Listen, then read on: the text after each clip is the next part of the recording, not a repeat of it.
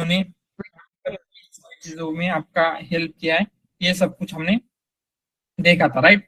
And ये कैसे work कर रहा है, उसका वर्किंग एवरीथिंग देखा था। जैसे क्या हुआ था आफ्टर 2013, एक रेस स्टार्ट हो गई थी सारे जितनी भी कंपनीज है उनके बीच में, राइट। मतलब जो भी एआई के एंड एनएलपी के डोमेन में वर्क कर रहे हैं, इन कंपनी के बीच में एक रेस स्टार्ट हो गई थी। एंड सारी कंपनीज एक मॉडल बिल्ड करना चाहती थी। कौन सा मॉडल है वो?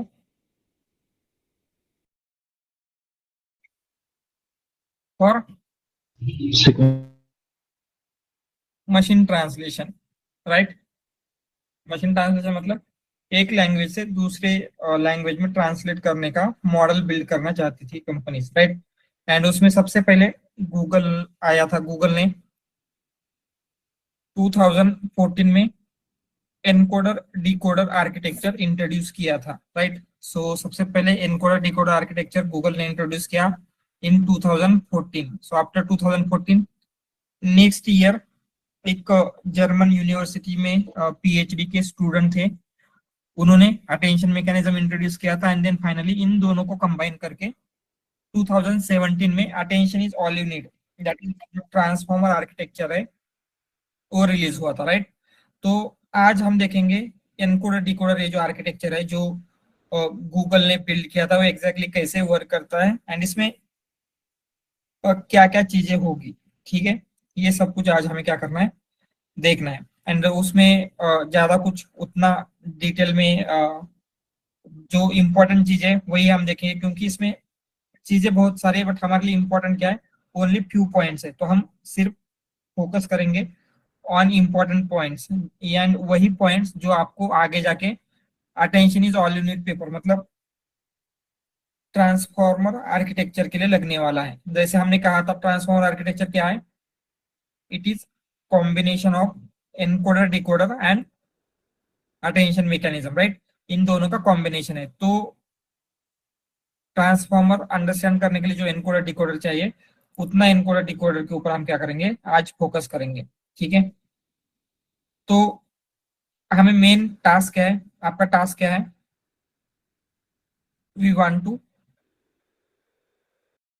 Machine translate. मतलब अगर आपको एक लैंग्वेज का टेक्स्ट दिया जाए तो आप क्या चाहते हैं, उससे दूसरी लैंग्वेज का टेक्स्ट प्रिडिक्ट करना, राइट। सो इसी को हमने कहा था मशीन ट्रांसलेशन, मशीन ट्रांसलेशन, ठीक है। सो मशीन ट्रांसलेशन में क्या होता है, आपको एक सोर्स लैंग्वेज होगी। सोर्स लैंग्वेज मतलब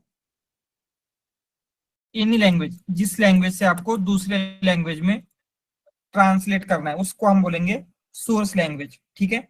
एंड देन सेकंड होती है टारगेट लैंग्वेज। टारगेट लैंग्वेज मतलब जिस लैंग्वेज में आपको ट्रांसलेट करना है।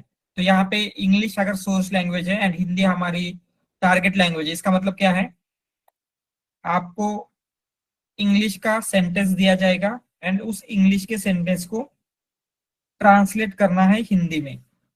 सो ये source language and target language समझ में आ रहा है, ठीक है। जैसे सिंपली क्या होगा, आपको कुछ भी एक सेंटेंस दिया जाता है। जैसे अगर हमने कहा बॉय, या फिर बॉय इट्स एप्पल, ठीक है। तो यहाँ पे ये जो एप्पल है, ये एप्पल कंपनी का एप्पल है क्या? No. Yes, no, right. ये एप्पल फ्रूट वाला है। सो फ्रूट वाला ये आपको कैसे पता चला, सेंटेंस से, कॉन्टेक्स्ट से, राइट। सो इसका जो कॉन्टेक्स्ट है उस कॉन्टेक्स्ट से। एंड अगर आप सिर्फ एक सिंगल वर्ड को मतलब इस वर्ड को ट्रांसलेट करते हो, वर्ड बाय वर्ड अगर ट्रांसलेट करना अगर आपने स्टार्ट किया, पहले आप बॉय का ट्रांसलेशन करेंगे, ईट्स का करेंगे, देन एप्पल का करेंगे, तो ये कॉन्टेक्स्ट वगैरह अंडरस्टैंड करना पॉसिबल है? नो। No, right. तो आपको सारे वर्ड को एक साथ प्रोसेस करना होगा, राइट।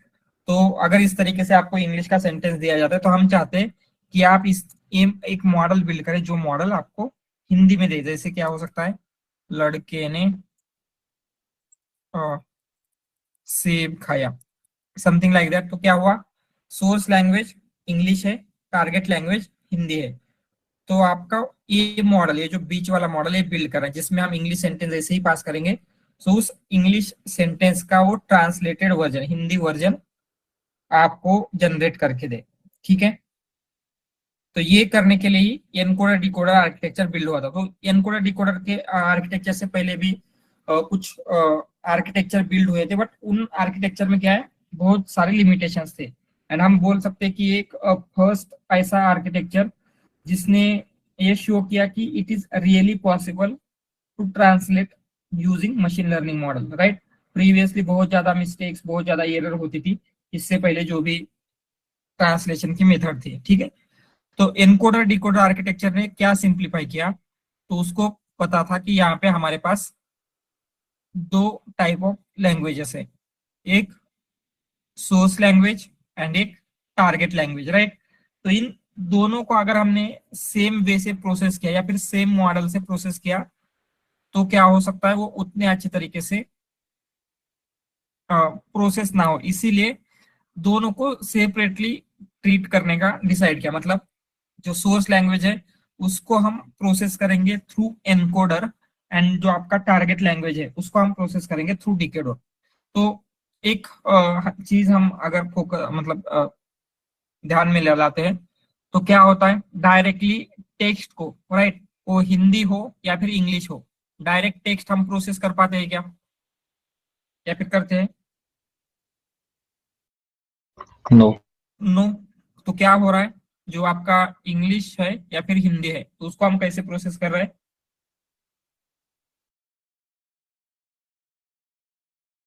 Yes, numbers.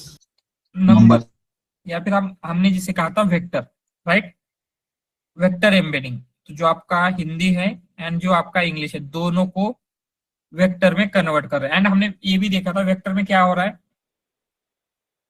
जो कॉन्टेक्चुअल मीनिंग है, राइट, उस सेंटेंस का, वो सेंटेंस का मीनिंग भी प्रिजर्व हो रहा है, उस सेंटेंस का मीनिंग भी क्या हो रहा था, उस वेक्टर में आ रहा था, राइट। तो अगर हम कुछ ऐसा करते हैं, ये जो इंग्लिश इंग्लिश का सेंटेंस है इसे हम वेक्टर में कन्वर्ट करें, ठीक है, एंड इस हिंदी के सेंटेंस को वेक्टर में कन्वर्ट करें, तो अगर सेम मीनिंग के अकॉर्डिंगली हम नंबर में कन्वर्ट कर रहे हैं, तो इन दोनों के लिए जो नंबर चाहिए या फिर जो वेक्टर चाहिए वो सेम होना चाहिए क्या, ऑलमोस्ट सेम होना चाहिए क्या? Yes, Yes. राइट, क्योंकि दोनों का जो मीनिंग है ये सेम है। जैसे हमने देखा था जो आपका वेक्टर स्पेस होता है, what is vector space?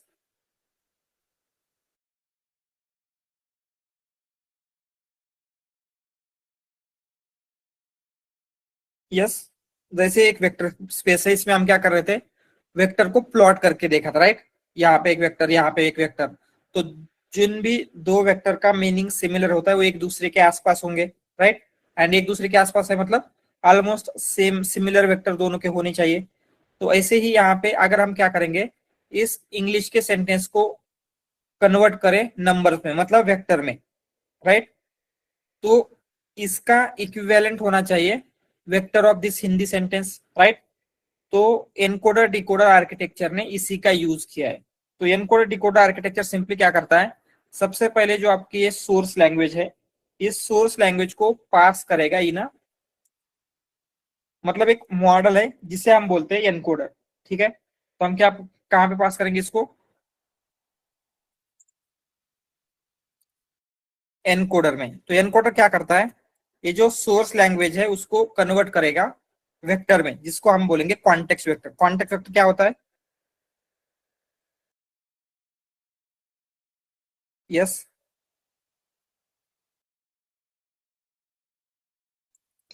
Meaningful vector. Right.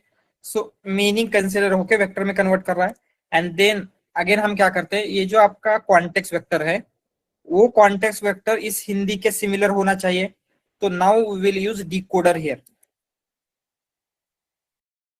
And decoder में क्या करेंगे, ये जो कॉन्टेक्स्ट वेक्टर है, इस कॉन्टेक्स्ट वेक्टर का हिंदी क्या होना चाहिए वो निकालेंगे, जिससे वो टारगेट लैंग्वेज को प्रिडिक्ट कर रहा है या फिर टारगेट लैंग्वेज को जनरेट कर रहा है।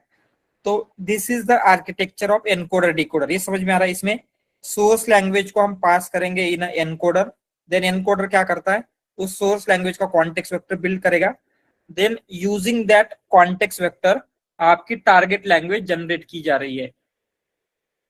समझ में आ रहा है क्या? यस। तो यहाँ पे क्या होगा, सबसे पहले ये जो बॉय ईट्स एन एप्पल ये हम पास करेंगे एनकोडर में। एनकोडर क्या करता है, इन सबको प्रोसेस करेगा and then context vector build करेगा। जैसे इफ यू रिमेंबर आपने RNN LSTM हम कुछ यूज कर रहे हैं, ठीक है, अभी आप ये लैंग्वेज है इसलिए हम क्या करेंगे LSTM का यूज करते हैं।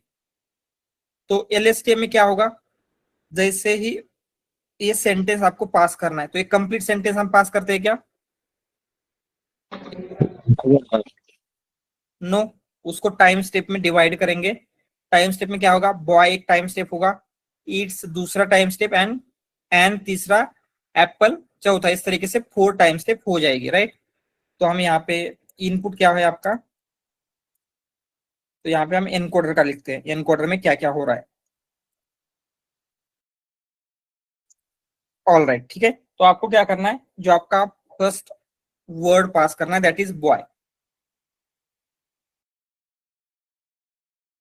ओके, तो जब बॉय पास करना है तो आपको क्या देना होगा, H0 भी पास करना होगा। बॉय मतलब आपका X1 होगा, राइट। तो उसका H0 क्या होगा, जनरली अगर फर्स्ट वर्ड पास कर रहे तो क्या होता है H0?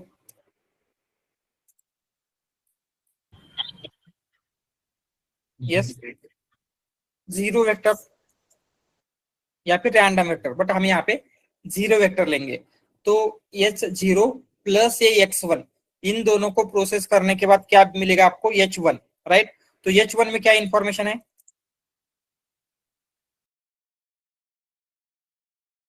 यस, बॉय का। बॉय, उसमें बॉय होगा। देन H2 में boy and its. Boy eats, then H3 में boy eats an, and H4 में boy eats an apple, right. तो इस तरीके से आपके क्या हो रहे, जो 4 वर्ड्स थे उसको हमने प्रोसेस किया इन एनकोडर, ठीक है। तो हम यहाँ पे अगर आप H4 को ध्यान से देखें, H4 में क्या है, आपका होल जो सोर्स लैंग्वेज का सीक्वेंस है ये प्रेजेंट है क्या, boy eats an apple. Yes. तो इसी को, ये जो आपका H4 है, H4 को ही हम बोलेंगे कॉन्टेक्स्ट वेक्टर। वाई, क्योंकि इसी में क्या है, आपका जो होल सीक्वेंस की इंफॉर्मेशन है वो होल सीक्वेंस की इंफॉर्मेशन प्रेजेंट है, कॉन्टेक्स्ट वेक्टर। ये समझ में आ रहा है यहां तक, ठीक है। देन अभी आपको क्या करना है, ये जो कॉन्टेक्स्ट वेक्टर है इस कॉन्टेक्स्ट वेक्टर से आपको क्या बिल्ड करना है, डिकोडर। डिकोडर को देंगे एंड वो क्या करना चाहिए आपको, एक टारगेट लैंग्वेज, जैसे लड़के ने सेब खाया, इसे प्रिडिक्ट करना है। तो यहाँ पे हम क्या करेंगे, सबसे पहले यहाँ पे भी आपको अभी डिकोडर में आएंगे हम। डिकोडर में भी क्या होना चाहिए, H0 होना चाहिए, राइट। तो H0 हम जनरली क्या ले रहे थे, yes, zero vector. But now instead of zero vector हम H0 क्या करते हैं, ये जो आपको कॉन्टेक्स्ट वेक्टर मिला था उसको हम कंसिडर करेंगे एज H0। समझ में आ रहा है? तो H0 में क्या पास करेंगे, आपका ये जो बॉय ईट्स एंड एप्पल का कॉन्टेक्स्ट वेक्टर है वो पास करेंगे। तो जैसे ही आपका H1 है तो आपके H1 में क्या इंफॉर्मेशन है अभी, ये जो बॉय एंड एप्पल ये वाली इंफॉर्मेशन प्रेजेंट है, right. And one more thing, जैसे आप डिकोडर से जनरेट करवाना चाहते हैं, सो डिकोडर आपको क्या जनरेट कराना है, दिस वन, लड़के ने सेब खाया, राइट। तो ये आपके पास 4 टोकन्स है एंड हम क्या करते हैं, इन 4 टोकन के साथ साथ इसमें 2 स्पेशल टोकन्स ऐड करेंगे। एंड वो जो 2 स्पेशल टोकन है वो होते हैं, स्टार्टिंग में रहेगा यहाँ पे SOS मतलब start of sequence, and then last में रहेगा EOS, end of sequence. Why? ये start of sequence and end of sequence हम क्यों यूज कर रहे हैं? सो दैट आपके डिकोडर को पता चल सके जनरेशन स्टार्ट कब करना है एंड जनरेशन एंड कब हो गया। ठीक है, जैसे ही एसओएस हम लेंगे तो इस केस में अभी x1 क्या होगा? यस, x1 यहाँ पे जो एसओएस है वो होगा। तो एसओएस प्लस कॉन्टेक्स्ट वेक्टर, इन दोनों का यूज करके जो भी h1 आएगा, सिंपली उस h1 से हम क्या करेंगे, आपका नेक्स्ट वर्ड प्रिडिक्ट करेंगे and that word will be जो भी आपको चाहिए। इस तरीके से h1 से एसओएस प्रिडिक्ट करेंगे, देन h2 से एक्चुअली एसओएस हम इनपुट में ही दे रहे हैं, बट क्या होगा, देन लड़के ने सेव एंड देन फाइनली आया। ये हम प्रिडिक्ट करते जाएंगे। कब तक प्रिडिक्ट करेंगे? जब तक आपको ईओएस नहीं मिलता। एंड वन मोर थिंग, ये जो पार्ट है डिकोडर का पार्ट, डिकोडर वर्क करता है ऑटो रिग्रेसिवली। ऑटो रिग्रेसिवली मतलब जो आपका नेक्स्ट इनपुट है वो आपके प्रीवियस आउटपुट के ऊपर डिपेंड रहेगा। ठीक है, तो इसको थोड़ा सा और बेटर वे में समझते हैं। Just give me a minute, जो पेन टैब है उसको मैं कनेक्ट कर लेता हूँ।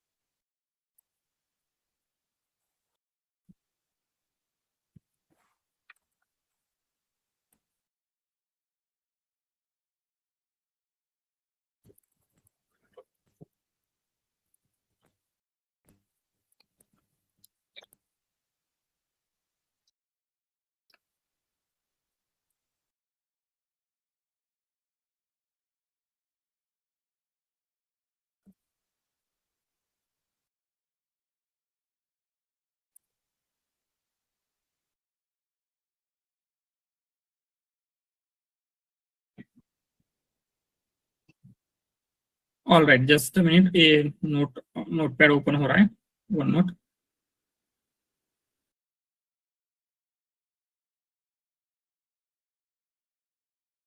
ठीक है,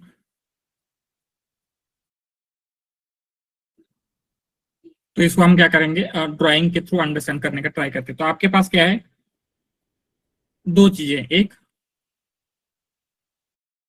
एनकोडर एंड देन दूसरा डिकोडर। ठीक है, तो एनकोडर का क्या रोल होगा, आपका जो भी सोर्स लैंग्वेज है उसे प्रिडिक्ट करना। तो यहाँ पे अगर आपका टास्क है लैंग्वेज ट्रांसलेशन, तो आपका डेटा सेट में क्या होगा, मेनली दो कॉलम होनी चाहिए। कौन से दो कॉलम होनी चाहिए?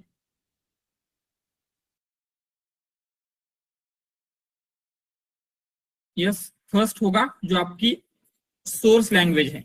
सोर्स लैंग्वेज कौन सी थी इस केस में, जो एग्जांपल ले रहे हैं हम वहां पे? इंग्लिश। English, right. तो यहाँ पे क्या होगा, आपको दो चीजें मिलने वाली, एक तो इंग्लिश एंड सेकंड होगा जो आपका हिंदी, उसका ट्रांसलेशन। तो यहाँ पे इंग्लिश का एक कॉलम रहेगा एंड सेकंड कॉलम रहेगा हिंदी का। ठीक है, तो इंग्लिश में जो भी है, जैसे हमने लिखा था boy eats an apple, then इसका इंग्लिश होना चाहिए, मतलब हिंदी होना चाहिए, लड़के ने सेब खाया। ठीक है, तो इसी तरीके से क्या होगा, आपके मल्टीपल सेंटेंस होंगे इंग्लिश के, उसका हिंदी ट्रांसलेशन। तो ये आपका डेटा सेट है। तो इस डेटा सेट को आपको ट्रेन करना है फॉर इन मतलब लैंग्वेज ट्रांसलेशन के लिए। तो यहाँ पे क्या होगा, जो हाई लेवल आर्किटेक्चर अगर हम देखेंगे, सो हाई लेवल में आपके पास जस्ट टू चीजें, कौन सी? यहाँ पे जो फर्स्ट पार्ट है इसको हम बोलेंगे दिस इज एनकोडर। तो एनकोडर क्या करता है, एनकोडर में हम इनपुट में देते हैं, क्या इनपुट में देंगे, जो आपकी source language. Source language, source language. And यहाँ पे सोर्स लैंग्वेज का एग्जांपल क्या था, इंग्लिश, जो भी आपका बॉय इट्स एन एप्पल या फिर जो भी इंग्लिश का सेंटेंस है, एंड उससे सोर्स लैंग्वेज से जनरेट करेगा कॉन्टेक्स्ट वेक्टर, कॉन्टेक्स्ट वेक्टर, ठीक है। एंड ये जो कॉन्टेक्स्ट वेक्टर है ये हम पास करेंगे डिकोडर में।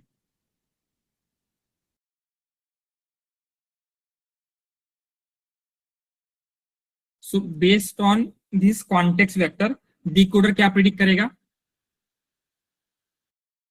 जो आपकी टारगेट लैंग्वेज है, दैट इज इस केस में टारगेट लैंग्वेज कौन सी है, हिंदी, ठीक है।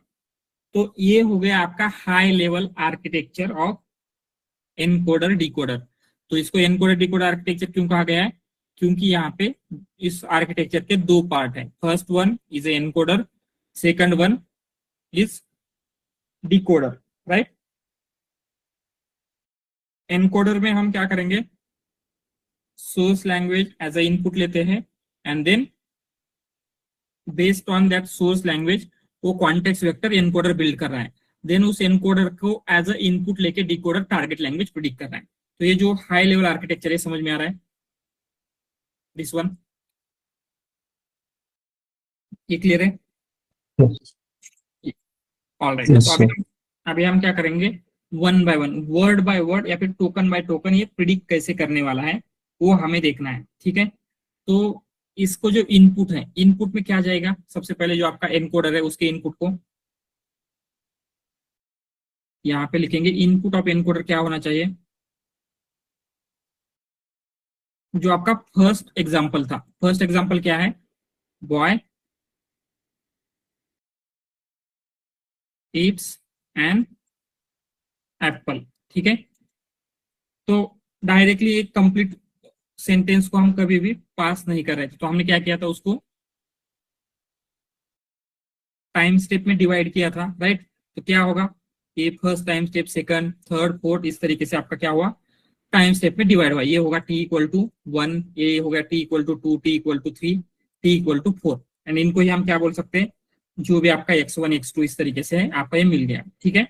तो आपको क्या करना है, ये word by word to one token at a time pass करना है, क्योंकि हमने देखा था RNA-LSD में क्या होता है, इसी तरीके से हो रहा है, राइट। पहले बॉय पास करेंगे, देन ये प्रोसेस होने के बाद ईट्स पास करेंगे, देन एम पास करेंगे, देन एप्पल पास करेंगे, राइट। तो सबसे पहले यहाँ पे जो आपका सेल स्टेट है दैट विल बी C0, जो आपका हिडन स्टेट है दैट विल बी H0, ये दोनों क्या होगा, 0 0 होगा, ठीक है, क्योंकि ये फर्स्ट टाइम स्टेप है। एंड इसमें अभी हम क्या पास करने वाले हैं, इनपुट में आपका first token that will be boy. Boy, तो हमने बॉय पास किया, एंड यहाँ से आपको जो भी आउटपुट लेयर है, सो आउटपुट यहाँ पे इसमें क्या होता है, आउटपुट गेट होता है। आउटपुट गेट क्या करेगा, ये जो सेल स्टेट है, हिडन स्टेट है, प्लस ये इनपुट, इसमें फॉरगेट करके इनपुट से ऐड करके ये सब कुछ करके फाइनली आपको H1 का आउटपुट दे रहा था, राइट। आउटपुट गेट क्या दे रहा है, H1 का आउटपुट दे रहा है, तो हमने H1 निकाला। तो इस H1 में क्या इन्फॉर्मेशन थी आपकी, यहाँ पे हम लिख लेते हैं H1 में क्या इन्फॉर्मेशन है, बॉय। बॉय, ठीक है। तो इस H1 को हम नेक्स्ट इसमें पास करेंगे, एंड यहाँ पे ये जो C1 थी वो भी आ रहे हैं, तो जस्ट अभी हम H1 को ले रहे हैं, बट C1 वगैरह भी आ रहे हैं क्योंकि इट इज एन LSTM, ठीक है। देन यहाँ पे इनपुट से क्या आएगा, second token that will be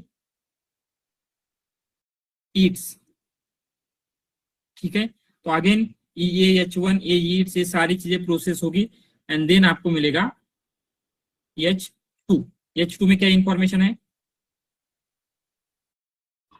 boy it's. Boy Yeats, ठीक है। देन अगेन यहाँ पे H2 को प्लस यहाँ पे यहाँ से आएगा, एंड ये सारी चीजें होगी, एंड देन आपको मिलेगा H3, एंड H3 में क्या इंफॉर्मेशन है, बॉय ईट्स, एम। यस,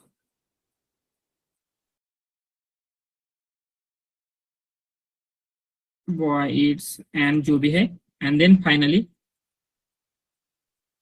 आपको हम पास करेंगे यहाँ पे एप्पल, एंड यहाँ पे आपको मिलेगा H4, एंड यहाँ पे H4 में क्या आएगा, बॉय ईट्स एन एप्पल। जो भी आपको जिस भी टेंस वगैरह में लेना है ले सकते हैं, जैसे हमने एक एग्जांपल लिया था, ठीक है। तो यहाँ पे क्या हुआ, H4 हमने प्रोसेस कर लिया, एंड ये जो H4 है, इसी H4 को हम क्या बोलेंगे, यही आपका क्या है, context. Context vector. Why context vector, क्योंकि इसमें आपका होल सेंटेंस की इंफॉर्मेशन प्रेजेंट है, इसलिए हम उसको बोलेंगे क्वांटेक्स वेक्टर। ठीक है, यहां तक क्लियर है। सर इनकोडर का H0 में क्या रहता है यहाँ? H0 एंड C0, हाँ, उसमें क्या रहता है H0 में?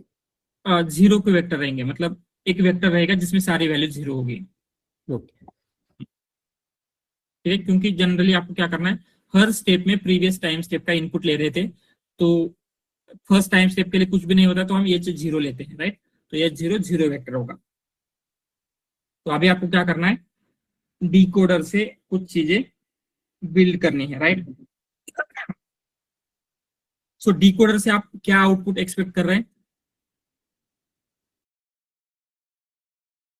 लड़के ने सेब खाया, ऐसा कुछ, लड़के ने, जो इनकोडर में ये वर्ड्स जा रहे हैं ना, बॉय ईट्स, हाँ तो ये सारे भी वेक्टर फॉर्म में जा रहे हैं, राइट? यस। तो इनका डायमेंशन, मतलब जैसे कि अभी H1 के पहले अभी बॉय जा रहा है, ठीक है, फिर उसके बाद H2 में बॉय ईट्स जा रहा है, तो इनका सबका डायमेंशन और ये कॉन्टेक्स्ट वेक्टर का डायमेंशन, सबका डायमेंशन सेम ही है क्या, मतलब सेम ही होगा, यस सेम ही होगा। ओके। तो यहाँ पे आपको प्रेडिक्ट क्या करना है, लड़के ने सेब खाया, एंड ये हमने देखा था इसके स्टार्टिंग में एंड एंडिंग में हम क्या करेंगे, एक दो स्पेशल टोकन्स ऐड करते हैं। कौन से वो दो स्पेशल टोकन्स, यहाँ पे रहेगा SOS। एंड यहाँ पे रहेगा EOS। SOS मतलब start of sequence, and of sequence, and again इसको भी हम क्या करेंगे, स्प्लिट करेंगे। ऑलराइट, तो ये क्या हो गया आपका, इसको अगर हम x1 x2 x3 बोल रहे हैं तो इसको हम बोलेंगे y1, क्योंकि ये आपका क्या है, आउटपुट है। ठीक है, तो यहाँ पे y1 y2 y4 y5 and y6। ठीक है, ये सब कुछ लिया। तो अभी आपको क्या करना है, डिकोडर का वर्किंग देना है। डिकोडर भी कुछ इसी तरीके से ही वर्क कर रहा है। ठीक है, तो यहाँ पे आपको क्या पास करना है, सबसे पहले ऑलवेज फर्स्ट टाइम स्टेप में इनपुट क्या होगा, SOS ही होगा, राइट, क्योंकि सीक्वेंस में ऑलवेज स्टार्टिंग में स्टार्ट ऑफ सीक्वेंस होने वाला है। तो हर किसी मतलब डिकोडर का फर्स्ट इनपुट ऑलवेज होगा SOS। ठीक है, तो यहाँ पे हम क्या करेंगे, यहां से इनपुट में क्या दे रहे हैं, जो आपका SOS है। ठीक है, and again one more thing, यहाँ पे भी इससे कुछ लेना पड़ेगा। तो फर्स्ट टाइम स्टेप के लिए हम क्या ले रहे थे, H0। H0, H4। बट यहाँ पे इंस्टेड ऑफ H0 हम क्या करेंगे, ये जो क्वांटेक्स वेक्टर है दिस वन, इसे हम एज ए इनपुट लेते हैं। ठीक है, वाई, क्योंकि आपको इस क्वांटेक्स वेक्टर से ही आगे की चीजें प्रिडिक्ट करनी है। ऑलराइट, तो जैसे ये SOS आएगा एंड ये H4 आएगा, सो इन दोनों का कुछ प्रोसेसिंग होके आपको यहाँ पे मिलने वाला है H1, राइट। तो यहाँ पे हम क्या करते हैं, इस H1 से ही प्रिडिक्ट करेंगे, इस H1 को हम आउटपुट लेयर में सेंड करेंगे, एंड आउटपुट लेयर में क्या होता है, एक सॉर्ट मैक्स होता है। सॉर्ट मैक्स क्या करता है, क्या देगा आपको,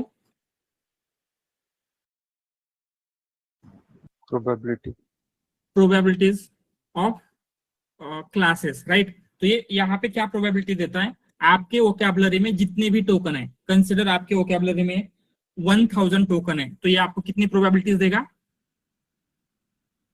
1000 प्रोबेबिलिटीज।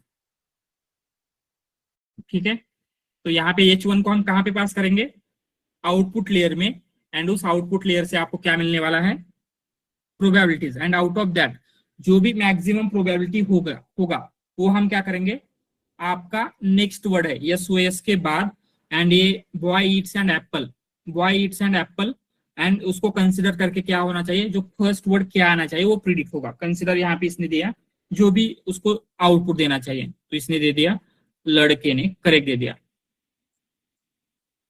समझ में आ रहा है क्या ये कैसे प्रिडिक्ट किया हमने, ये लड़के कैसे प्रिडिक्ट हुआ, ये क्लियर है? Can you repeat, sir? Yes yes. तो पहले यहाँ पे हम क्या करेंगे, जो आपका H4 है ये हमने यहाँ पे पास किया एज अ H0, राइट। ये जहाँ पे H0 पास करना था, इंस्टेड ऑफ दैट हमने जो प्रीवियसली कॉन्टेक्स्ट वेक्टर बिल्ड किया था एनकोडर से वो पास किया है। तो यहाँ से क्या इंफॉर्मेशन आ रही है H4 से, this one boy eats an apple, ठीक है। एंड देन हमने SOS पास किया, SOS मतलब स्टार्ट ऑफ सीक्वेंस। तो ये मॉडल क्या देख रहा है, based on by boy eats and apple and SOS। तो ये क्या करेगा, H1 में क्या इंफॉर्मेशन होनी चाहिए, boy eats and Apple plus SOS, right. तो उससे ये कुछ H1 दे रहा है। तो यहाँ पे H1 को हम क्या कहाँ पे पास करेंगे, will pass it to the softmax, ये जो भी H1 बनेगा। एंड उस शॉर्ट मैक्स से क्या होता है, जैसे ही शॉर्ट मैक्स में पास करते हैं तो वो आपको प्रोबेबिलिटी देगा बेस्ड ऑन दिस H1। मतलब H1 में क्या इंफॉर्मेशन है, boy eats an apple and SOS, ठीक है। तो इसके आगे का वर्ड क्या होना चाहिए, बॉय ईट्स एन एप्पल का ट्रांसलेशन क्या होना चाहिए। सो ये उसको जो वेट है शॉर्ट मैक्स के, इसी चीज के लिए बिल्ड हुए हैं कि अगर हम उसको इंग्लिश का सेंटेंस देंगे एंड यहाँ पे कुछ मतलब ये आपका सोर्स लैंग्वेज है, ठीक है। तो यहाँ पे उसको हमने पास किया बॉय ईट्स एन एप्पल, तो शॉर्ट ये क्या करता है, एंड हमने SOS पास किया। तो इसके आगे यहाँ पे क्या आना चाहिए ये प्रिडिक्ट करने के लिए बिल्ड हुआ है। तो कंसिडर इसने लड़के ने दिया, लड़के दिया, तो उसके बाद क्या करेगा, लड़के के बाद क्या आना चाहिए, ये इस तरीके से क्या है, नेक्स्ट वर्ड प्रिडिक्ट करने के लिए ये शॉर्ट मैक्स ट्रेन हुआ है। तो यहाँ पे ये क्या करेगा, based on by boy eats an apple and SOS। So SOS के आगे क्या आना चाहिए, after boy eats an apple को अगर आप इंग्लिश को देखेंगे तो हिंदी में क्या आना चाहिए, उसकी ये प्रोबेबिलिटी देगा। तो हमने कहा लड़के, मतलब लड़के इस वर्ड की प्रोबेबिलिटी मैक्सिमम है, तो आपका नेक्स्ट वर्ड लड़के होगा, ठीक है। मतलब H1 से हमने लड़के प्रेडिक्ट किया। Okay, so thank you. Sorry, I said thank you. Okay, all right. And यहाँ पे अभी आपको क्या करना है, कुछ पास करना है। तो ऑलवेज हम यहाँ से क्या पास कर रहे थे, जो आपका नेक्स्ट टोकन है। बट अभी आपको अगर हम ये प्रिडिक्शन के लिए देख रहे होंगे तो आपको करना क्या है, अगर हमने यहाँ पे ने, सब ने, मतलब लड़के ने सेब खाया, ये अगर सब पास कर रहे हैं तो मॉडल कुछ प्रिडिक्ट कर रहा है क्या, अगर सारी चीजें आप इनपुट में ही ये पास कर रहे हैं तो यहाँ से अगर ये आप पास करते जाएंगे तो मॉडल कुछ प्रिडिक्ट कर रहा है क्या, नो। तो instead of passing these value हम क्या करेंगे, मॉडल ने जो प्रिडिक्ट किया है वो एज अ इनपुट पास होगा। तो यहाँ पे मॉडल ने क्या प्रिडिक्ट किया था, लड़के। लड़के, राइट। तो ये लड़के ही क्या करेंगे, हम पास करेंगे यहाँ पे। तो बेस्ड ऑन दिस अभी आपको क्या मिलेगा, कुछ H2 मिलेगा, ठीक है। तो H2 में based on boy eats an apple जो यहाँ से आया है एंड SOS लड़के, तो इसके बाद का नेक्स्ट वर्ड क्या होना चाहिए आफ्टर लड़के, ये प्रिडिक्ट करेगा। कंसिडर इसने दे दिया यहाँ पे ने, okay. Then again same way में यहाँ पे नेक्स्ट वर्ड में क्या प्रिडिक्ट पास करेंगे हम, यहाँ पे ने, राइट। सो उससे जो भी आपको मिलने वाला है that will be H3 and ये H3 से क्या प्रिडिक्ट करेगा, जो भी इसका, इसी तरीके से ये कब तक जनरेट करता रहेगा, जब तक आपका मॉडल कोई यहाँ पे कोई H की एक वैल्यू HN इसका प्रिडिक्शन EOS ना आ जाए। तो जैसे ही इसका प्रिडिक्शन EOS आ जाता है तो ये जनरेशन स्टॉप होगा, इसके आगे ये जनरेट नहीं करेगा। तब तक ये क्या करता है, इसी तरीके से ये नेक्स्ट वर्ड प्रिडिक्ट करता जाएगा। तो ये बेसिकली क्या हो रहा है, नेक्स्ट वर्ड प्रिडिक्शन कर रहा है आपका डिकोडर। कैसे, पहले लड़के प्रिडिक्ट किया, देन लड़के को पास किया तो उसने ने प्रिडिक्ट किया, देन लड़के ने पास किया तो उसने यहाँ पे में भी सेव करेगा, देन उसके बाद खाया करेगा। समझ में आ रहा है। तो इसी तरीके से क्या हो रहा है, आपका ये सारी चीजें जो है वो प्रिडिक्ट हो रही है। यस बोलिए।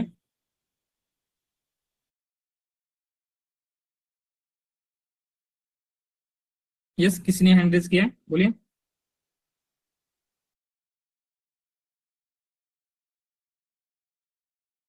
All right, no problem. ठीक है, तो आपको क्या हो रहा है, इसी तरीके से मिल रहा है। यहाँ पे हमने शॉर्ट मैक्स वगैरह यूज किया। एंड यहाँ पे एक और कंसेप्ट होती है जिसे हम बोलते हैं टीचर फोर्सिंग। सो ये टीचर फोर्सिंग एग्जैक्टली क्या है, उसको अंडरस्टैंड करना भी इंपॉर्टेंट है।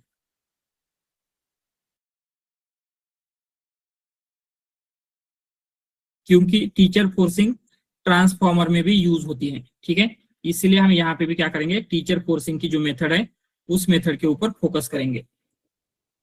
सो टीचर फोर्सिंग में क्या होता है, जैसे हम यहाँ पे क्या पास कर रहे हैं, हर एक इनपुट में क्या हो रहा है, जो प्रीवियस टाइम स्टेप का आउटपुट है वो एज ए इनपुट जा रहा है, ऐसे बोल सकते हैं क्या? यस, यहाँ पे एज x2 हमने पास क्या किया, जो h1 का आउटपुट है। यहाँ पे एज x3 क्या पास किया, जो h2 का आउटपुट है। मतलब एज ए इनपुट क्या जा रहा है, output of previous time step, ऐसे बोल सकते हैं। यस, तो कंसीडर किसी टाइम स्टेप पे आपके मॉडल ने क्या किया है, ये जो प्रिडिक्शन है ये रॉन्ग दे दिया। हो सकता है क्लासिफिकेशन का प्रॉब्लम है, समटाइम्स मॉडल मिस क्लासिफाई कर सकता है, क्या पॉसिबल है? राइट, तो यहाँ पे आपके मॉडल ने मिस क्लासिफाई कर दिया। एंड ये जो मिस क्लासिफाई चीज है वही हमने यहाँ पे पास कर दी। इंस्टेड ऑफ लड़के इसने लड़की प्रिडिक्ट किया यहाँ पे, एंड हमने यहाँ पे लड़की ही एज ए इनपुट दिया। तो इसके आगे का करेक्ट आने के चांसेस है क्या? No. No. No. Most probably अगर इनपुट ही रॉन्ग जा रहा है तो ये आगे की चीजें भी रॉन्ग होती जाएगी। इससे ट्रेनिंग के टाइम पे क्या होता है, आपका बहुत ही टाइम जाता है। तो जब आप ट्रेन कर रहे हैं, सिर्फ ट्रेनिंग के टाइम पे आपको ये लेवल पता है क्या, करेक्ट लेवल क्या है? यस, मतलब यहाँ पे इसका यहाँ पे इनपुट लड़के जाना चाहिए, इसके बाद यहाँ पे ने जाना चाहिए, यहाँ पे सेव जाना चाहिए, यहाँ पे खाया जाना चाहिए। ये आउटपुट आपको पता है ऑलरेडी। यस, देन हम क्या करेंगे, instead of passing wrong input हम क्या कर रहे हैं, उसका जो करेक्ट आउटपुट होगा वो हम पास कर रहे हैं। एंड इसी को कहा जाता है टीचर फोर्सिंग। हम फोर्सफुली क्या कर रहे हैं, करेक्ट आंसर पास करें, सो दैट आगे की सारी जो प्रोसेस है वो रॉन्ग नहीं हो। ठीक है, एक बार ये जो प्रोसेस देखा था उसको डायग्रामेटिकली एक्सप्लेन करेंगे, देन उसको हम क्या कर लेते हैं, यहाँ पे थ्योरेटिकली थोड़ा सा लिखेंगे। देन अगर आपके कुछ क्वेश्चंस है even after that, then we will take those question. So for this I have 2 images, पहले वो 2 इमेजेस ले लेते हैं।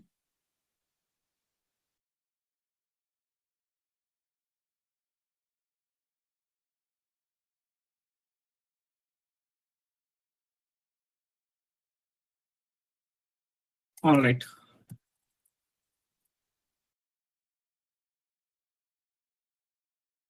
जस्ट मिनट, पहले मैं इसको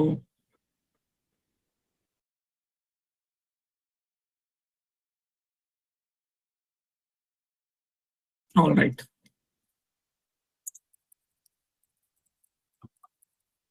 इमेज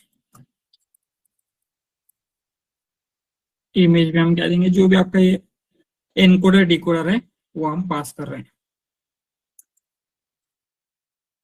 ठीक है, तो यहाँ पे ये सारी चीजें वैसी है जैसे हमने देखा था। क्या है, input text that will be your source language. Encoder में एनकोडर आपको कॉन्टेक्स्ट वेक्टर देगा, एंड ये डिकोडर से एक्चुअली समरी नहीं है, यहाँ पे क्या होना चाहिए, आपका टारगेट लैंग्वेज। तो ये हाई लेवल आर्किटेक्चर जो हमने देखा था वही है। एंड देन इसको हमने टाइम स्टेप वाइज डिवाइड करके भी देखा था, that will be this encoder decoder.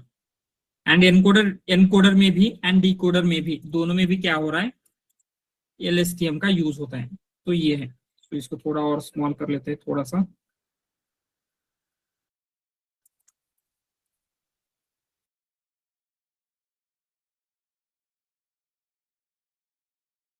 ठीक है, तो यहाँ पे क्या हो रहा है, फर्स्ट ये एनकोडर है। एनकोडर में क्या होगा, जो आपका H, यहाँ पे H ओके H1 X1 जो भी एक्चुअली 0 होना चाहिए, ये पास करेंगे LSTM में, आपको H2 मिलेगा। x2 इस तरीके से क्या होगा, यहां तक आपको h4 तक ये मिलना चाहिए। एंड इसी h4 को हम क्या बोल रहे हैं, एनकोडर वेक्टर यानी कि कॉन्टेक्स्ट वेक्टर बोल रहे हैं। यही कॉन्टेक्स्ट वेक्टर इस LSTM में जा रहा है। सो यहां से इनपुट में क्या पास करेंगे, SOS, देन यहाँ पे क्या पास करेंगे, जो आपके मॉडल ने y1 दिया है। सो इस तरीके से क्या हो रहा है, ये जो आपका सारी चीजें हैं ये वर्क कर रहे हैं। ठीक है, ये समझ में आ रहा है क्या, ये जो हमने देखा था ये वही डायग्राम है। एंड सो उसके ऊपर हम क्या करेंगे, जो टीचर फोर्सिंग है, टीचर फोर्सिंग के बारे में भी लिख लेते हैं। टीचर फोर्सिंग, तो टीचर फोर्सिंग में हम क्या कर रहे हैं, सो हम लिखेंगे एट एवरी टाइम स्टेप, हम ऐसे बोलेंगे at each time step of decoder input is output of previous time step. ये करेक्ट है क्या, for every time step input हम क्या पास कर रहे हैं, प्रीवियस टाइम स्टेप का आउटपुट। ये समझ में आ रहा है दिस पार्ट, यस। तो यहाँ पे जैसे आपने y1 प्रिडिक्ट किया है, राइट, तो यहाँ पे नेक्स्ट लेयर में एज ए इनपुट क्या जाएगा, y1, y1। मतलब हम क्या बोल रहे हैं, इस टाइम स्टेप के लिए जो इसके प्रीवियस टाइम स्टेप का आउटपुट है दैट विल बी इनपुट, इसके आगे के लिए ये y2 इनपुट होगा। तो इस तरीके से क्या हो रहा है, ये इनपुट में चला जा रहा है। तो अगर किसी टाइम स्टेप पे मॉडल ने रॉन्ग प्रिडिक्शन दिया, ठीक है, सो if at some time step model predicted wrong output, and ये wrong है आपको कैसे पता चल रहा है, यस, आपको कैसे पता चलेगा, आपके ट्रेनिंग डेटा के लेवल से, right, from training data level से। समझ में आ रहा है क्या, कैसे पता चला आपकी वो रॉन्ग है। हम क्या करेंगे, जो आपके पास ट्रेनिंग डेटा था, हमने देखा था आपके पास इंग्लिश एंड हिंदी का डेटा है, राइट, तो उस हिंदी के डेटा में हम देख सकते हैं कि टाइम स्टेप के अकॉर्डिंगली करेक्टली प्रिडिक्ट कर रहा है या नहीं, राइट। एंड देन क्या बोलेंगे, ट्रेनिंग डेटा के लेवल से, so instead of to for instead of passing wrong output as a input to next time step, तो हम क्या पास करेंगे, we will pass correct output, and एक करेक्ट आउटपुट आ गया ना, आपको कहां से मिलेगा, yes, from label data, from data labels। ये समझ में आ रहा है क्या, क्या हो रहा है एग्जैक्टली तो क्या लगता है, जब हम इन्फरेंस कर रहे हैं तो ट्रेनिंग एंड इन्फरेंस दोनों में क्या डिफरेंस होता है, या फिर ट्रेनिंग एंड प्रिडिक्शन दोनों में क्या होता है डिफरेंस, लेकिन यहाँ पे मॉडल को पता कैसे चलेगा कि जो प्रेडिक्ट किया है वो रॉन्ग है या राइट है। तो जब आप ट्रेन कर रहे हैं, ठीक है, तो ट्रेनिंग के टाइम पे आपके पास ऐसे डेटा होगा क्या, यहाँ पे इंग्लिश सेंटेंस है, यहाँ पे हिंदी का सेंटेंस है, दोनों आपके पास होंगे ट्रेनिंग के टाइम पे, Yes. सो जो आपका इंग्लिश है एज ए इनपुट हम पास कर रहे हैं, बट ये जो हिंदी का सेंटेंस है उसमें हम चेक कर सकते हैं क्या, जो मॉडल ने दिया है वो करेक्ट दिया है या नहीं, समझ में आ रहा है। तो ये आपको कहां से पता चल रहा है, from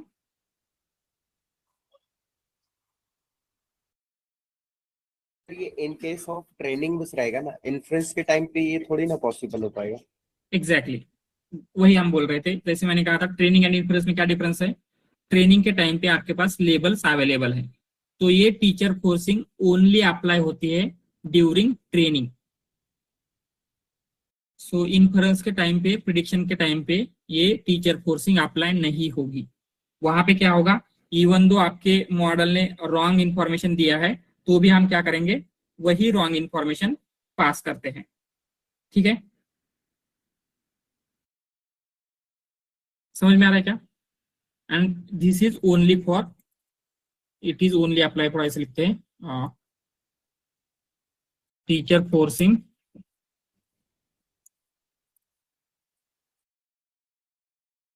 only applied during training. Why? Training के टाइम पे आपके पास लेबल डेटा अवेलेबल होगा, इसीलिए हम क्या कर रहे हैं, पास कर रहे हैं, मतलब अदर टाइम पे इसको पास नहीं करेंगे। ठीक है, और इन्फरेंस के टाइम पे ये नहीं होगा टीचर फोर्सिंग। तो टीचर फोर्सिंग समझ में आ रहा है?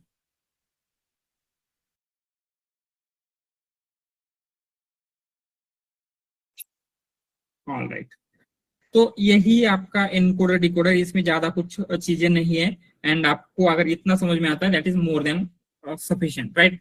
क्योंकि हमने एनकोडर क्या होता है समझ लिया, डिकोडर क्या होता है, कॉन्टेक्स्ट वेक्टर क्या होता है, ऑल दिस थिंग्स हमने समझ लिया है। वन मोर थिंग, एनकोडर में क्या होता है, डिकोडर में एंड एनकोडर में, ये प्रोसेस करने के लिए स्टिल LSTM यूज कर रहे हैं, राइट? अभी भी क्या हो रहा है, LSTM यूज हो रहा है, क्योंकि वी डोंट नो कि अदर कोई आर्किटेक्चर या फिर कोई और भी मेथड है जिसके थ्रू हम टेक्स्ट प्रोसेस कर सकते हैं, राइट? अभी हमारे पास RNN, LSTM यही मेथड्स अवेलेबल थी 2014 तक। बट 2015 में क्या हुआ, एक न्यू टाइप ऑफ आर्किटेक्चर आया, that was attention mechanism, right? तो ये अटेंशन मैकेनिज्म का क्या क्या चीजें है वो भी हमें देखना है। बट उससे पहले हम चेक करेंगे ये जो क्या है, एनकोडर डिकोडर है, इसके क्या क्या ड्रॉबैक्स हैं, एंड उस ड्रॉबैक्स की वजह से हमें न्यू टाइप के ऑफ आर्किटेक्चर की जरूरत पड़ी। तो ये हम बोल सकते हैं कि उस टाइम का, राइट, 2014 का बेस्ट आर्किटेक्चर था। उस टाइम पे उसने क्या किया था, सारे मॉडल्स जितने भी अवेलेबल थे सबको आउट परफॉर्म किया था। सो उस टाइम का ये बेस्ट था, बट स्टिल उसमें कुछ लिमिटेशंस थे। क्या लिमिटेशंस थे, दैट वी विल सी। तो पहले इसके प्रोज लिखते हैं। यस, बोलिए। So can we say that that context vector is getting used only once for the first time, and Mhm. after that it is auto-regressively generating the next Yes, word. yes, correct. So, but here we are not actually giving the like one word or two word or three words in a sequence so as to get the context. Mhm. We are giving only previous one word. Correct. So I mean, Mhm. like, it is getting confused that basis only one word how it is capturing the context, and I'm getting confused. Okay okay, तो यहाँ पे जैसे हमने y1 predict किया है, तो यहाँ पे ओनली हम y1 पास करें, एंड y1 में एक सिंगल वर्ड है, that is your concern, right? Yes, yes. तो यहाँ पे y1 के साथ साथ यहाँ से जो प्रीवियस टाइम स्टेप है वो भी पास हो रही है क्या?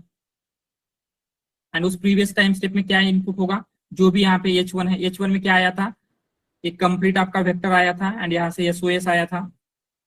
तो ये जो हिडन स्टेट है, हिडन स्टेट से वो जो अदर कॉन्टेक्स्ट की इंफॉर्मेशन है वो भी पास हो रही है।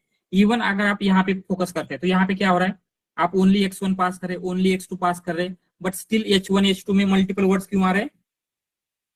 क्योंकि इस सिंगल वर्ड के साथ साथ आप हिडन स्टेट भी पास कर रहे थे, Right. राइट? तो सेम वे में क्या हो रहा है, यहाँ पे भी एक सिंगल वर्ड तो पास कर रहे, बट उसकी हिडन स्टेट से क्या हो रहा है, वो अदर इंफॉर्मेशन जो कंप्लीट कॉन्टेक्स्ट है वो भी फ्लो हो रहा है। ठीक है, Okay. ये ठीक है। सो प्रोज क्या है एंड कॉन्स क्या है, इसके हम देख लेते हैं। सो सबसे पहले देखेंगे प्रोज। तो इसका फर्स्ट प्रो है, it is better suited for sequence to sequence. Sequence to sequence मतलब क्या होता है, जो हमने कल देखा था। सीक्वेंस टू सीक्वेंस का प्रॉब्लम क्या है, Many to many. Many to many है, जिसमें इनपुट की लेंथ सीक्वेंस है, मतलब we don't know how much long it will be, and output की लेंथ भी सीक्वेंस है, आउटपुट भी सीक्वेंस है। ठीक है, तो ये जो ट्रांसलेशन का प्रॉब्लम था ये it is also sequence to sequence problem. तो इस टाइप की जो प्रॉब्लम है, इवन सीक्वेंस टू सीक्वेंस का और कोई एग्जांपल दे सकते हैं आप?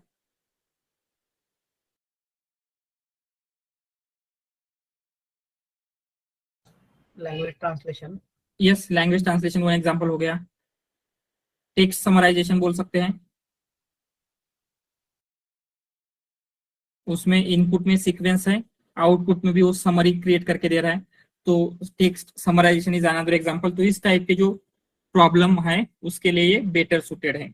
एंड वन मोर थिंग, ये जो आर्किटेक्चर है कंप्लीटली लर्न हो रहा था, बट जो प्रीवियस आर्किटेक्चर थे वो क्या करते थे,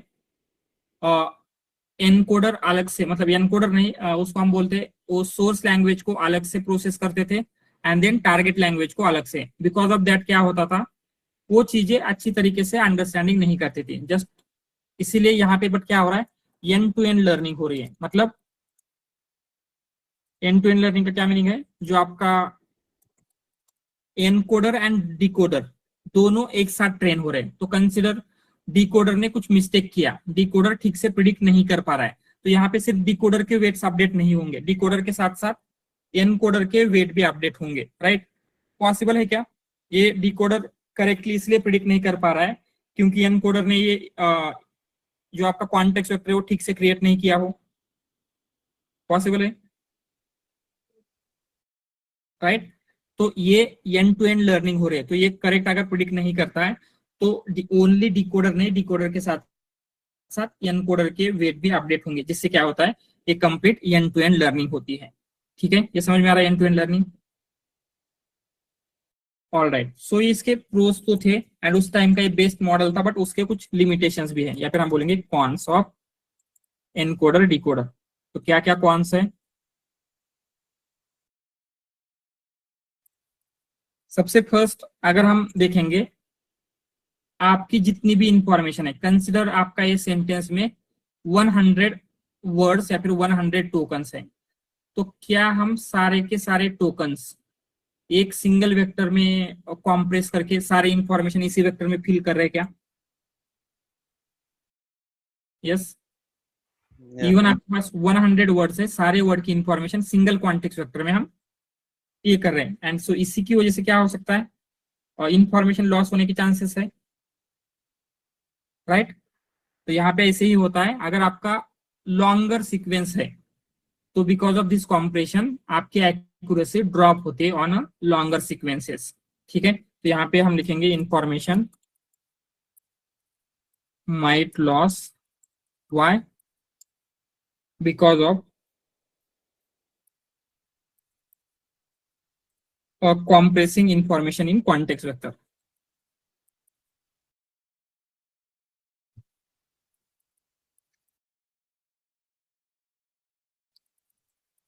ठीक है, एंड देन सेकेंडली हम क्या कर रहे हैं, इसकी जो एक्यूरेसी है, it might drop for long sequence, accuracy might drop for long sequence. ठीक है, ये दोनों उसके लिमिटेशन समझ में आ रहे हैं?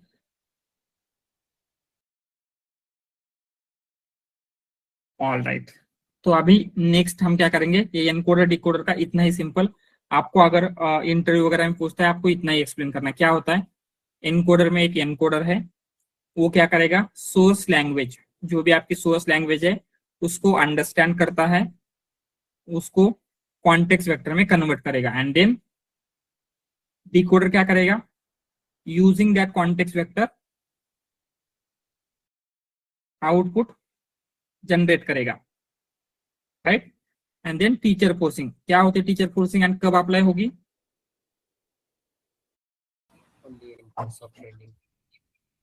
यस, ओनली ट्रेनिंग के टाइम पे अप्लाई होती है, एंड ट्रेनिंग के टाइम पे कब अप्लाई होगी, जब कोई आउटपुट आपका मॉडल रॉन्ग प्रिडिक्ट करता है। ठीक है, सो ये क्लियर है सब कुछ, ऑल दिस थिंग्स। अगर इतना आपको समझ में आ गया दैट इज सफिशिएंट। इवन आपको this architecture, source language encoder में पास करे, कॉन्टेक्स्ट वेक्टर दे रहा है, कॉन्टेक्स्ट वेक्टर डिकोडर में दे रहे हैं, वो आपका टारगेट लैंग्वेज जनरेट कर रहा है, इतना भी सब समझ में आता है, that is sufficient to understand transformer architecture. Clear है ये सब कुछ सारी चीजें? Sorry, just a minute.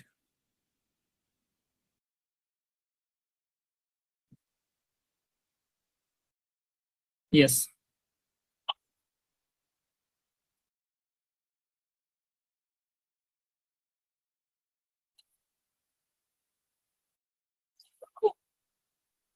हाँ मतलब ये ऑलरेडी ट्रांसलेट हुआ, ये बोल रहे हैं आप? हाँ, so this is our training data. Training के टाइम पे जैसे हमने अभी मल्टी क्लास क्लासिफिकेशन का मॉडल ट्रेन किया था, राइट? उसमें लो था, कार्ड था, तो आपके पास डेटा था, मतलब आपकी कंप्लेंट थी एंड उसका क्लास कार्ड है, ये हमारे पास ऑलरेडी प्रेजेंट था क्या?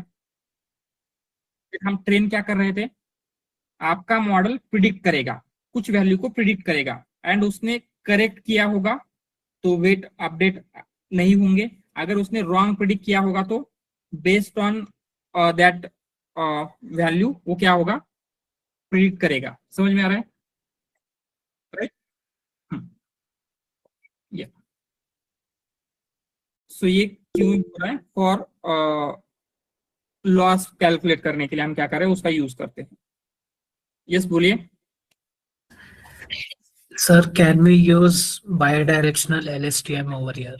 यस, यूज कर सकते हैं, बट जो उसका ओरिजिनल पेपर है, वो ओरिजिनल पेपर में सिर्फ LSTM यूज हुआ था, तो हमने वही देखा है। बट हम RNN कर सकते हैं, bidirectional LSTM, GRU, we can use anything, but original paper में LSTM यूज हुआ है। Okay, sir. All right,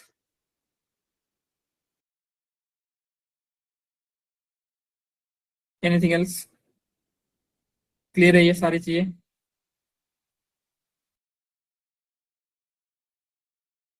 all right, and here मतलब जो आपका सॉरी मॉक का रिजल्ट है, I have seen mock result and last time से ज्यादा लोग इस टाइम पे एब्सेंट थे, right? I don't know why, but try to attend the mock, क्योंकि मॉक इंटरव्यू आपके लिए बहुत ज्यादा इंपॉर्टेंट है। इसी से आपको जो भी चीजें हैं उनका बेनिफिट मिलने वाला है, राइट? आप अगर यहाँ पे मिस्टेक नहीं करेंगे तो डेफिनेटली जो आपका फाइनल इंटरव्यू होगा वहां पे मिस्टेक कर सकते हैं। इवन दो आपने एक class just for skill upgradation, मतलब आपके पास ऑलरेडी जॉब है, आप जस्ट स्किल लेना चाहते हैं, उसके लिए ज्वाइन किया। स्किल क्या होता है, जब इंटरव्यू होता है तो आपको खुद को, आपको कितना अंडरस्टैंड हुआ है सारी चीजें, उसका इवैल्यूएशन होगा, इसीलिए it is important to attend the mock. ठीक है, okay. And I have seen, मतलब बहुत सारे लोगों का अपग्रेडेशन हुआ है फ्रॉम लास्ट टाइम से, अभी उनको अच्छे मार्क्स मिले हैं। ठीक है, एंड इसी तरीके से आपको क्या करना है, प्रोग्रेस करते रहना है। जो भी आपको लास्ट टाइम फीडबैक दिया था उसी फीडबैक को इम्प्रूव करना है। ठीक है,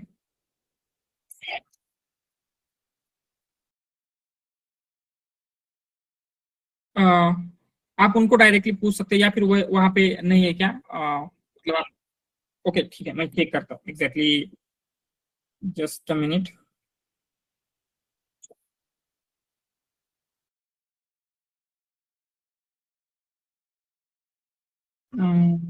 ठीक है, सो आई थिंक अगर उसी शीट में एक सेकंड शीट आपको देखने को मिलेगी, मॉक 1 मॉक 2 की। ठीक है, just give me a minute, मैं क्या कर लेता हूँ, वो शीट आपको शो करता हूँ एंड एग्जैक्टली वहाँ कहाँ पे आपको चेक करना है वो भी दिखा देता हूँ।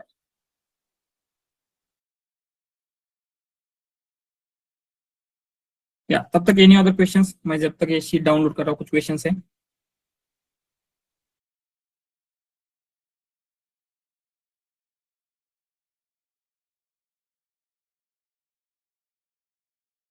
यस बोलिए।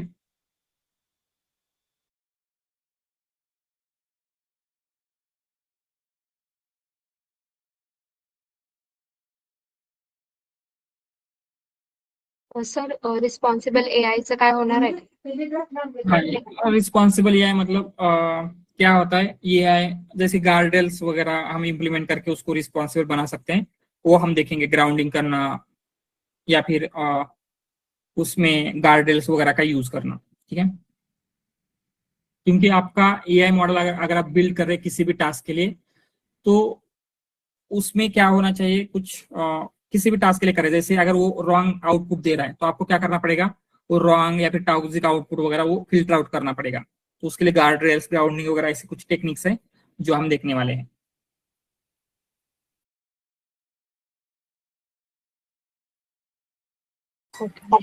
जैसे ड्राइव में मॉक रिजल्ट अपडेटेड तो नहीं दिख रहा। हाँ यस यस, वही वही वही मैं एक्चुअल में वो मैंने लास्ट वाला ही वहां पे है, बट जो लेटेस्ट है that will also I will update their.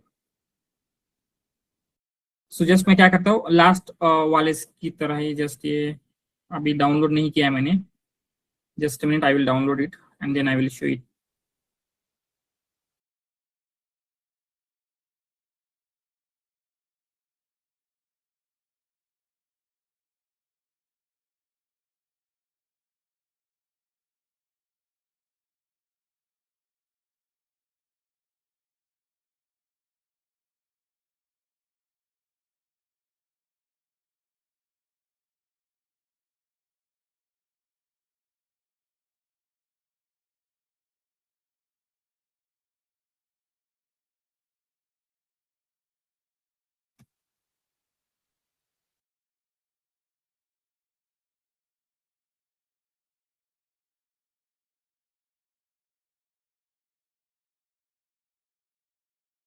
All right, it is downloaded, just मैं आपको शो कर लेता हूँ।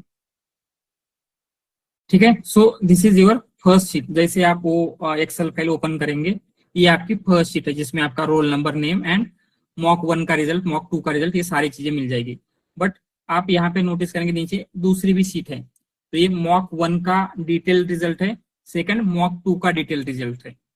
ठीक है, तो यहाँ पे जैसे आप मॉक 2 पे क्लिक करेंगे तो यहाँ पे फर्स्ट पार्ट में नॉलेज एंड अंडरस्टैंडिंग में आपको कितने मार्क्स आए हैं वो रहेगा। देन यहाँ पे प्रेजेंटेशन में कितने मार्क्स आए हैं, यहाँ पे कम्युनिकेशन स्किल्स में कितने मार्क्स आए हैं, एंड देन सेम वे में आपको स्कोप ऑफ इम्प्रूवमेंट है। ठीक है, जैसे good theory understanding concept, need to practise on project implementation, then यहाँ पे need hands on project implementation with more depth and clarity. Then again क्या है, ये जो भी चीज है इसमें आपको क्या है स्पेसिफिकली आपके लिए कमेंट की गई है। सो जैसे revise theory in detail and practice coding, prepare theory, improve answer structure, right, मतलब जो आप आंसर कर रहे हैं उसका स्ट्रक्चर थोड़ा सा बेटर होना चाहिए। तो इसी तरीके से ये जो सेकंड शीट है इसमें आपको डिटेल में कमेंट्स मिलेगी। ठीक है, तो इसको आप चेक कर सकते हैं। एंड ये क्या है, अंडरस्टैंडिंग के लिए कितने मार्क्स आए, प्रेजेंटेशन के लिए कितने आए, कम्युनिकेशन के लिए कितने आए, ये सब कुछ आपको ये सेकंड शीट में, जैसे आप ये मॉक 1 को क्लिक करते हैं तो मॉक 1 का रिजल्ट, मॉक 2 पे क्लिक करेंगे तो मॉक 2 का रिजल्ट। सो ऐसे ही क्या होगा, एवरी मॉक के लिए एक न्यू शीट यहाँ पे क्रिएट होके मिलेगी। एंड यहाँ पे आपके हर एक टाइम का मॉक 3 का रिजल्ट, मॉक 4 का ओनली मार्क्स आपको देखने हैं, तो ये मॉक रिजल्ट में है, बट मॉक 1 मॉक 2 करेंगे तो क्या होगा, आपको उसका डिटेल रिजल्ट मिलेगा। ठीक है, हाँ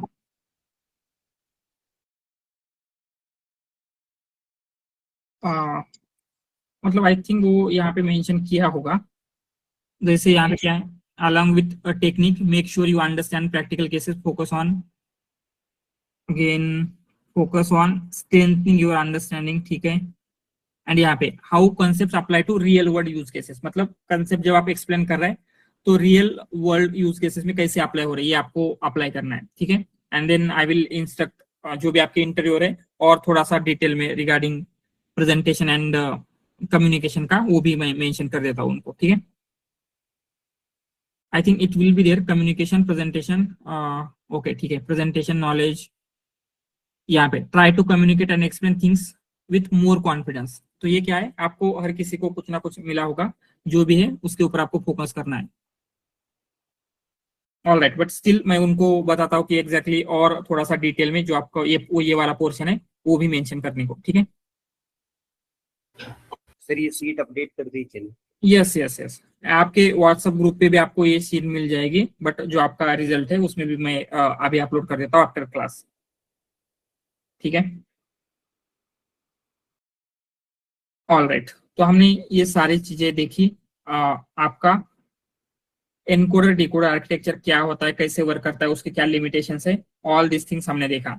बट नेक्स्ट अभी हमें क्या देखना है, अटेंशन मैकेनिज्म। ठीक है, तो जस्ट अटेंशन मैकेनिज्म का हम एक इंट्रोडक्शन लेके रखेंगे आज, and then attention mechanism exactly कैसे वर्क होता है, जो भी सारी चीजें हैं, ऑल द थिंग्स हम देखेंगे। ठीक है, तो पहले अभी तक हमने क्या किया था, जो आपकी टेक्स्ट है उसे आपको नंबर में कन्वर्ट करना है, राइट, मतलब आपको वेक्टर में कन्वर्ट करना है। तो आप जब भी वेक्टर में कन्वर्ट करें तो क्या होता है, इवन आपकी फ्रीक्वेंसी बेस्ड मेथड है, फ्रीक्वेंसी बेस्ड मेथड की क्या लिमिटेशंस था, वहां पे कॉन्टेक्सचुअल मीनिंग कैप्चर नहीं हो रहा है, राइट, फ्रीक्वेंसी बेस्ड में ऐसे ही हो रहा है, कॉन्टेक्सचुअल मीनिंग कैप्चर नहीं हो रहा था। तो हमने क्या किया, प्रिडिक्शन बेस्ड मेथड देखना स्टार्ट किया था। तो प्रिडिक्शन बेस्ड में क्या होता है, कॉन्टेक्सचुअल मीनिंग कैप्चर हो रहा था, राइट, जैसे वर्ड टू वेक वगैरह है। बट वर्ड टू वेक की भी क्या लिमिटेशन है, वर्ड टू वेक जो मॉडल है वो क्या हो रहा है, ट्रेन हो रहा होता है, राइट, मतलब आप उसको ट्रेन करेंगे, जो भी आपका डेटा है उस डेटा के ऊपर आप उसको ट्रेन करेंगे। एंड कंसिडर अगर फॉर सम रीजन आपका जो डेटा है वो एक ही टाइप से है, जैसे अगर जैसे एग्जांपल लेते हैं और एप्पल का एग्जांपल, ठीक है, एप्पल का जो हमने एग्जांपल लिया था, I like to eat apple. तो यहाँ पे एप्पल का क्या मीनिंग है, एप्पल फ्रूट है, राइट। एंड जैसे हमने दूसरे एप्पल का एग्जांपल लिया था, एप्पल लॉन्च्ड न्यू फोन। तो यहाँ पे एप्पल का क्या मीनिंग है, कंपनी। सो ठीक है, ये तो आपको कॉन्टेक्स्ट से पता चल रहा है, and even word to vec भी यही कैप्चर करने का ट्राई करता है। तो कंसिडर आपके वर्ड टू वेक जब आप ट्रेन कर रहे हैं तो आपका जो डेटा है वो कंपनी के रिलेटेड है, ठीक है। तो आपका जो वेक्टर बनेगा वो एप्पल में, एप्पल मतलब क्या बनेगा, कंपनी का वेक्टर बनेगा। तो उसमें कहीं पे भी एप्पल मींस फ्रूट की इंफॉर्मेशन स्टोर नहीं होगी, ठीक है, ये समझ में आ रहा है।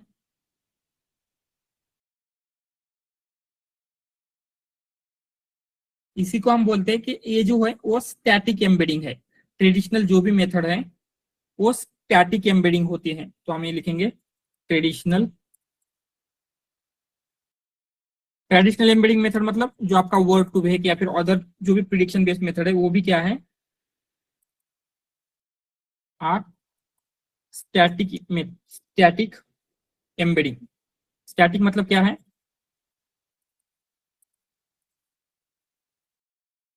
ये क्या रहेगा, Based on the data. Yes, fixed on training data.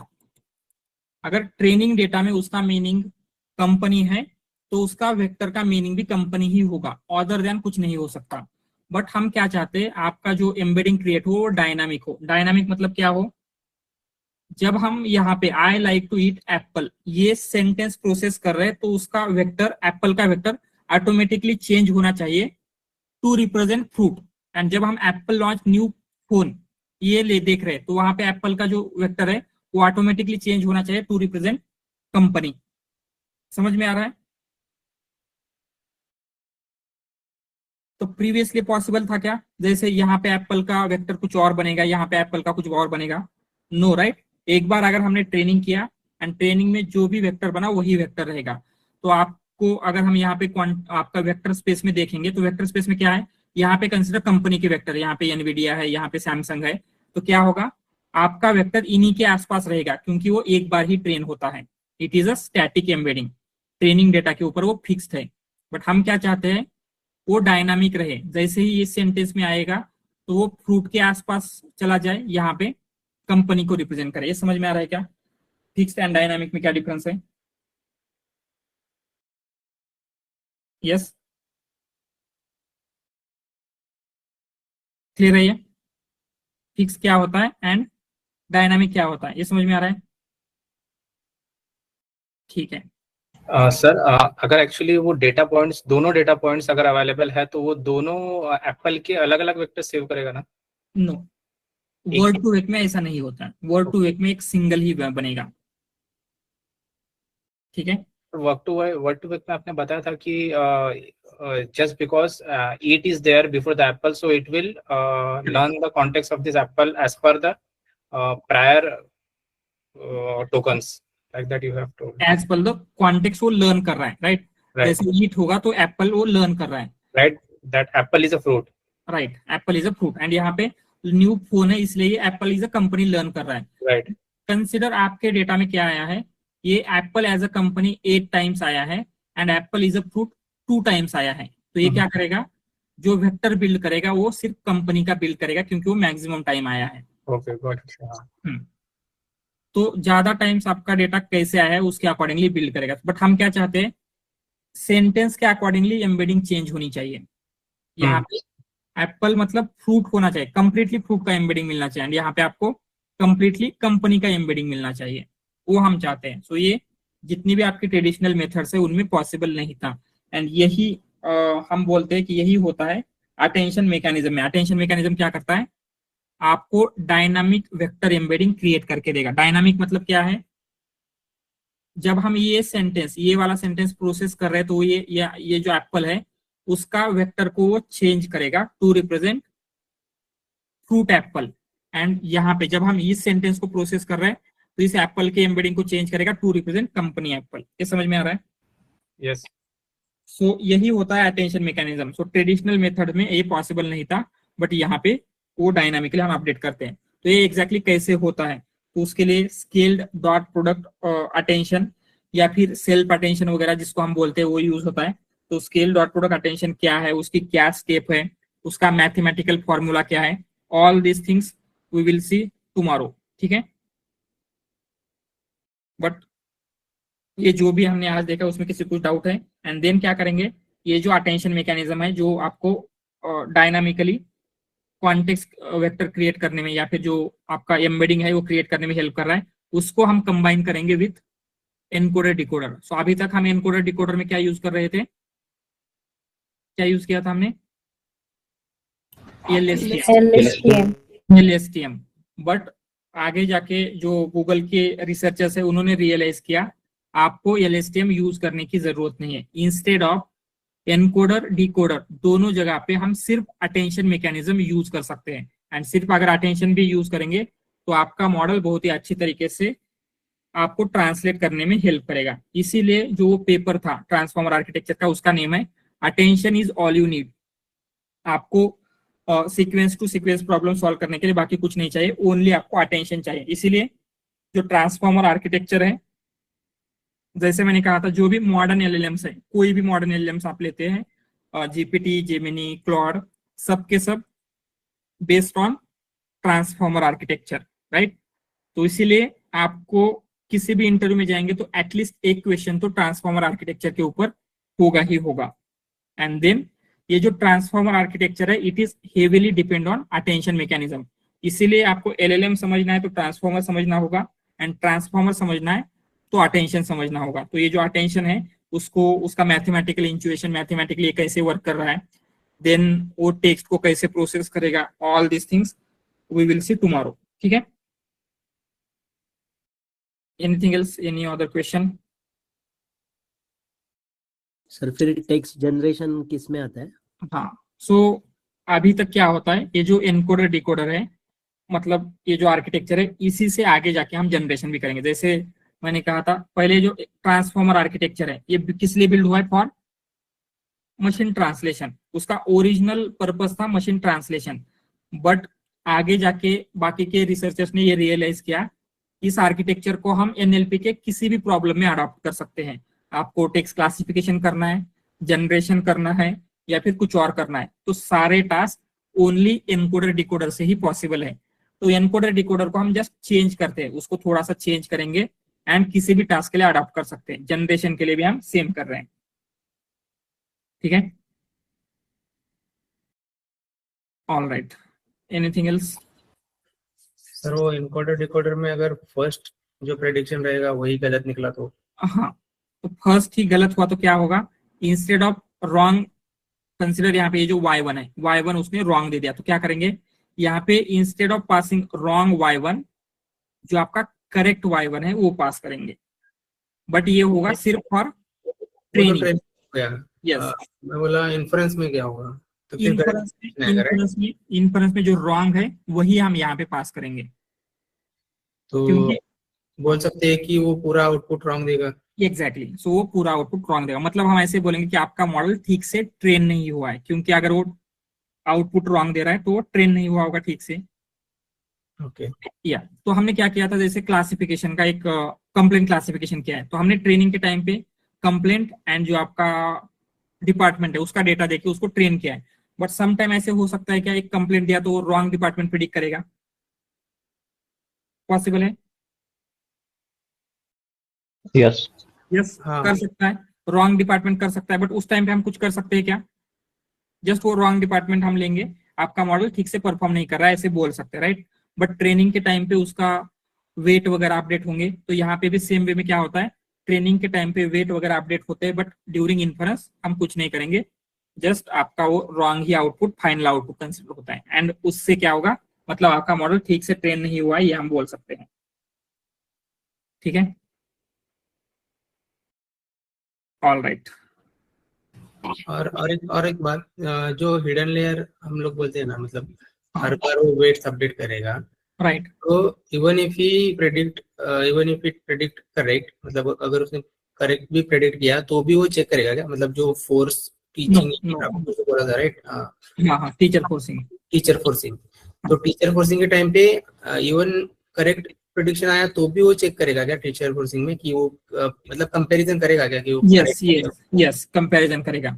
ये जैसे y1 प्रिडिक्ट होता है तो ये फर्स्ट वर्ड करेक्ट है या नहीं चेक करेगा, अगर करेक्ट है नो प्रॉब्लम, यहाँ पे y1 पास करेगा, अगर रॉन्ग है तो instead of passing this one जो करेक्ट वैल्यू है वो पास करेगा। तो ऑलवेज ये जो आउटपुट आ रहा है ट्रेनिंग के टाइम पे हम चेक करते हैं कि ये करेक्ट है या नहीं।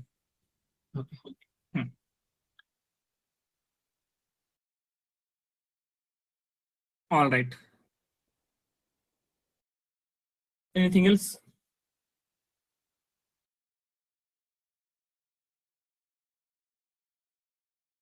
ओके देन, अगर कुछ क्वेश्चन नहीं है we will stop here and tomorrow से attention mechanism, then after that transformer architecture हम स्टार्ट करेंगे।